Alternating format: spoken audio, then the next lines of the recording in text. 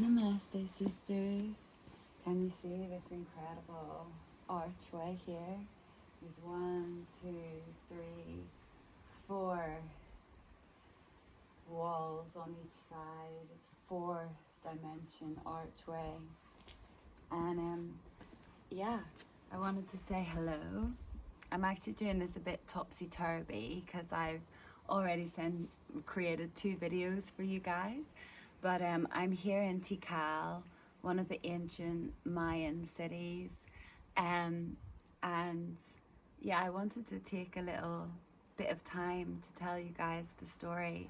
So when I was 19, I was here in Tikal, and it's changed so much since then. But anyway, I had this incredible experience at the top of Temple 4, which I've later learned is the Templo de la Serpiente by Sefera, which means the temple of the 2-headed serpent. And when I was here and I was 19, I climbed up a ladder up the right-hand side of the pyramid. And when I got to the top, I'd recently just had an Aztec sun tattooed on my left shoulder. And when I got to the top, there was this guy about my age, about 19, sitting on the other side of the temple. We'd gone up for the sunrise, and he had a moon tattooed on his right shoulder, and he was dark haired, dark skinned, and I was there really blonde, really light skinned, and we had the sun and the moon, and I was too shy to actually say anything to him or speak to him. But we sat on either side of this temple and watched the sunrise. And I wasn't spiritual at all then, or didn't know the terminology, let's say. But I knew that that was really, really special. And I knew that there was some sort of yin and yang, masculine and feminine, moon and sun, the twilight, the equal between the setting of the night and the rising of the sun. And it always stuck with me. And then I went round the back of the temple, which you can't do anymore, and they don't have a ladder anymore. There's now like a whole platform system you can get up to from stairs. And you can see a little bit here on these ruins, like all the plants of forests, the jungle was just growing out of this pyramid that's 72 feet high. And when you get to the top of it, you can see above the canopy of the rainforest, and you can see 2 of the other Mayan temples, the Temple of the Jaguar and the Temple of the Masks, I think it's called, poking up through the rainforest. It's quite spectacular. And so I had this magical moment, and then I went around the back, and a hummingbird came right at my eye level to this flower that was right here. And it was the first time I'd really seen a hummingbird. I might have seen them flitting about, but I hadn't really ever seen one, and it was right at my eye level. And it was years, decades later, when I started to learn the hummingbird as a spirit animal and its message that anything is possible. And it was then when I turned 40, the year I turned 40 and came to Goddess Camp, I had this incredible shamanic journey where I was taken into the tree of life in this vortex, and the roots started to make this spiral staircase down, and I was birthed out the bottom. And if you remember, in my 40th year, I had chosen to hold 2 sacred bonfires because I was born on bonfire night, where we burned the guy because he tried to blow up Parliament. And I was born on bonfire night as a Scorpio into this really watery fixed star sign, and so this contrast of fire and water was really potent when I turned 40. And I'd held one of the bonfires, and I was holding the next one on the same land the next week after Goddess Camp. And anyway, I was birthed out the bottom of the tree of life, the Shekhinah, and sorry, just so many serendipities I'm giggling about. And because the Shekhinah is how I met Anna, and actually ended up being how I came back to Guatemala, because she was speaking of the Shekhinah, and I don't hear many sisters or brothers speak into that, so we became firm friends really quickly. Anyway, back to the story. So I was birthed out of the tree of life, and I was told, you need to learn to make the fire. Don't always let somebody else look after the fire. You are fire and water, this yin and this yang, and you can sing the codes of the ocean, sing like the mermaid, like the siren, and you can dance like the flames of the fire, and to learn to respect and to honor by learning to start the fire. And so it was a couple of journeys rolled into one here. The flames started to come out of each of my fingers, and I lit this incredible bonfire, and I started to dance in it. And then after a while, it was ecstatic. And then after a while, I became really upset and really sad, and I crouched down in the fetus position like this, and I was just crying in the fire. And then this presence, this enormous presence came, and all I saw was one fiery feather from one wing of this incredible, immense being that felt like the phoenix.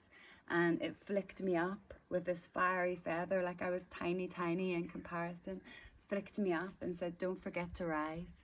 And when I got up, I was flying in the blue sky with the hummingbird. Don't forget to rise, anything is possible.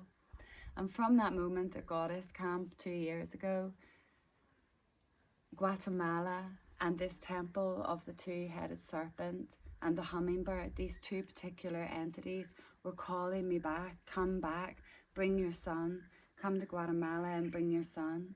And I was privileged enough to be on pilgrimage in Egypt. We went to the Hathor temple, the Isis temple, and I've learned so much, the Sekhmet temple, about the Egyptian and the Essene lineage, and the Rosa Mystica, which is an incredible lineage of light conception. And anyway, I spoke to Anna, my new friend, about this in Egypt and how I really wanted to come back to Guatemala. And she's like, Anna, that I met through the Shekhinah, the tree that birthed me. And she was like, you know, I live in Guatemala 6 months of the year. And so everything just turned out. I felt like George has just turned 13. And for our young people, the lure and the attraction of screens is so great, be it Netflix, like tablet, phone. There's just so much and so much materialism. And as he was at this pivotal age between being a wee boy and a young man, I wanted to take him to really taste life, to really live life, to touch it, to experience a different culture, a different food, a different language, a different way of life, a different economic system, a different history, and all these incredible Mayan ruins. And so we went to Atitlan, which at the time I did not know was this incredible womb waters. And to be honest, I was so sick for the first month. I got pleurisy, which is an infection between the skin of the rib cage and the skin of the lung, and just so many initiations. But I also learned a lot about this Rosa Mystica tradition, this light conception, this lineage of becoming this clear vessel and purifying our bodies. And right from Sarai, who was the wife of Abraham, who conceived at 85 when she arrived in Egypt at Dendera at the Hathor temple. And so the milk of Hathor would flow again. All the priestesses in the temple became pregnant. And Hathor is associated with the mother cow and with timelessness and this eternal great cosmic mother, her milk being the Milky Way, which the Egyptians believed that they could become beings of light, a bit like you see in the Tibetan culture when they make a complete light body, and then they could travel through the cosmos, through these stargates and around the Milky Way. I've gone off, I don't know where I was going with all that, but anyway, I find it super interesting. And so this initiation through Lake Atitlan and all this, again, it just made me laugh so much because it's surrounded by volcanoes which the Mayan believe are the protectors of this sacred cosmic water through which all souls are birthed. And this fire and water was here again, but this time I realized that the earth the earth was holding the fire of these volcanoes in order to make it this protection, although the lake itself is a volcanic crater, so it was created from the lava, created from the fire, and that water is actually boundless. There is no boundaries to water apart from the vessel that holds it. So to be very conscious in creating the vessel that we hold, what is made up most of our body of water, and for me this emotional watery state as well. And anyway, this whole time I've been away, I've been thinking about Goddess Camp coming up in a couple of months, and I've not, since the last camp, been thinking about my offering to create a goddess choir or a goddess chorus. I kind of like, because it rhymes. And I really wanted to start as soon as I got to Guatemala. We've come away for 3 months. I've brought George for 3 months. We left in January, 2 weeks after his 13th birthday. And I really wanted to start with, we all come from the goddess. But I want to do the whole song. And my charger broke for my MacBook and all these things happened. I got so sick, so it hasn't happened. So I have created 2 videos for you from Lake Atitlan because it was so beautiful. But I really wanted to start here in Tikal, which was the start and cyclical point again of my journey. And I learned since that the meaning of the 2-headed serpent is the yin and the yang. It is the moon and the sun, exactly this experience that I had. And so I took George up this morning for the sunrise up the temple of the 2-headed serpent, and it was so misty. We did not see the sunrise, whereas when I was 19 it had been spectacular, and I was like, oh, the yin and the yang, very interesting. George is now fast asleep because, bless him, we've done a lot of journeying, a lot of traveling. But I wanted to come up here and just spend a bit of time with you guys and speak into where we are. We've been in Guatemala for 2 months now. And yeah, I'm back here. We're in the middle day. We've got 3 whole days and a day of journey on each side here at Tikal. And I felt this was a really cool archway. And so because we're not starting with We All Come From the Goddess, I thought I will start with one of my own tunes. Today's been a really hard day for me. And so I wanted to sing this song because actually it's really resonating with me too. Shanti, peace, peace of mind, peaceful heart, peace in our bodies, the peace of our soul. And so I hope you like it, and I hope you join in, and I hope that we can have a beautiful goddess chorus. Feel free to add your own harmonies, your own percussion, your own instruments, however you'd like to show up, a click of the fingers, it's all welcome. And yeah, without further ado, I'm going to move a bit back because I think the acoustics might be quite cool. Oh, by the way, this is a sistren that I bought at the Hathor temple in the shape of the Ankh, because actually the sound of creation, they consider sound so important, and there's a lot of theories that that's actually how they moved such heavy stones, was with the power of vibration and sound. And the Ankh is considered as the symbol of life as well, so it feels very fitting. Okay. Hopefully you can see a bit more of the background as well if I'm down here. There's a sip of water. It is so hot, sisters. It was like 40 degrees yesterday and today. So yeah, very hot.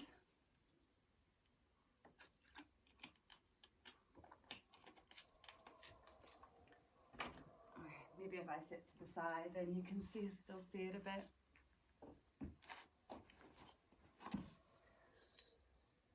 Om Shanti, Shanti, Shanti. We chant, we chant, we chant, we chant. Om Shanti, Shanti, Shanti.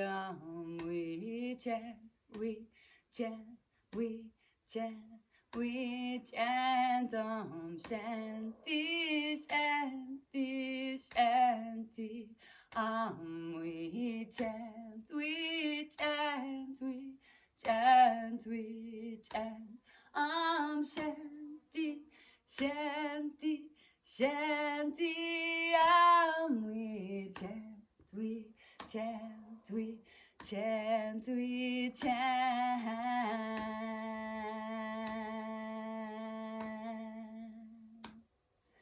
Peace of mind, peaceful heart, peace in our bodies, the peace of our soul. Peaceful peace of mind, peaceful heart, peace in our bodies, the peace of our soul. Shanti, Shanti, Shanti. We chant, we chant, we chant, we chant. Shanti, Shanti, Shanti. We chant, we chant, we chant, we chant. Shanti, Shanti, Shanti. We chant, we chant, we chant, we chant. Shanti, Shanti, Shanti. We chant, we chant, we chant, we chant.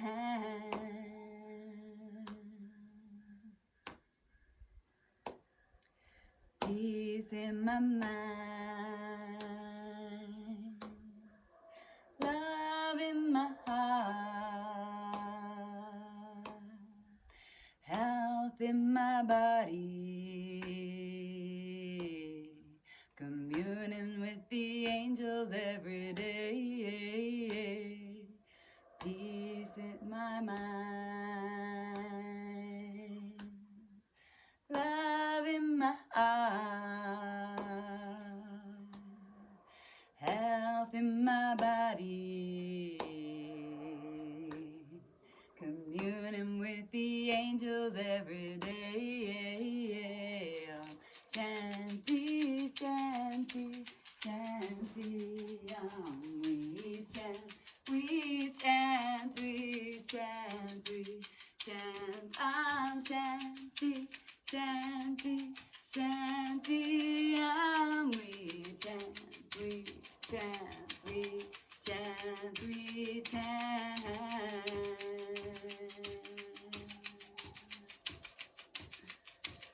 Peace of mind, peaceful heart, peace in my body, the peace of our soul,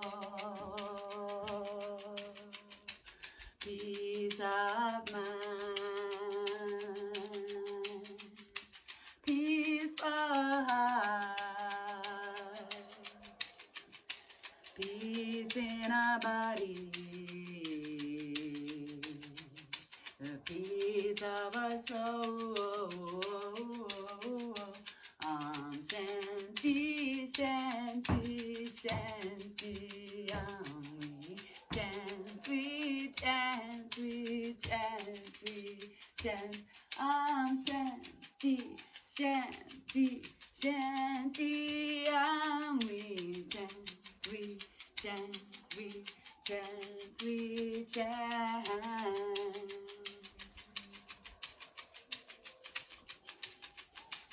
Peace in my mind, love in my heart, health in my body, communing with the angels every day.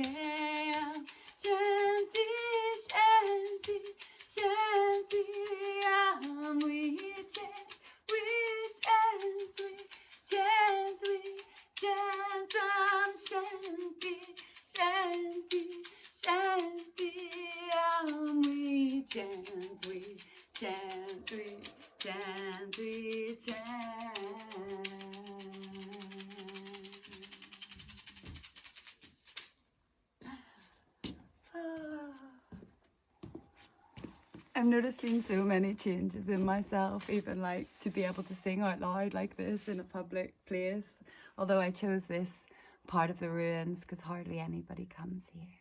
So it's so beautiful to be in such a special place and feel like I'm on my own. Yes, so that is Shanti, the chant of peace. It was really beautiful because I only had the peace of mind, peaceful heart, peace in our bodies, the peace of our soul. And then the other day I was listening to this podcast where it was a student of the scriptures, of the Essenes and the Gnostic Gospels. And he was saying that one of Jesus's prayers was this: peace in my mind, love in my heart, health in my body, and commune with the angels every day. And I felt like it just was so similar to the song and went so well. So I've added that bit in. Yeah, I hope you like it and I hope we can chant it. And yes, it's been so beautiful to sit and share this story with you and this experiences that I'm having. Can you hear the howler monkeys?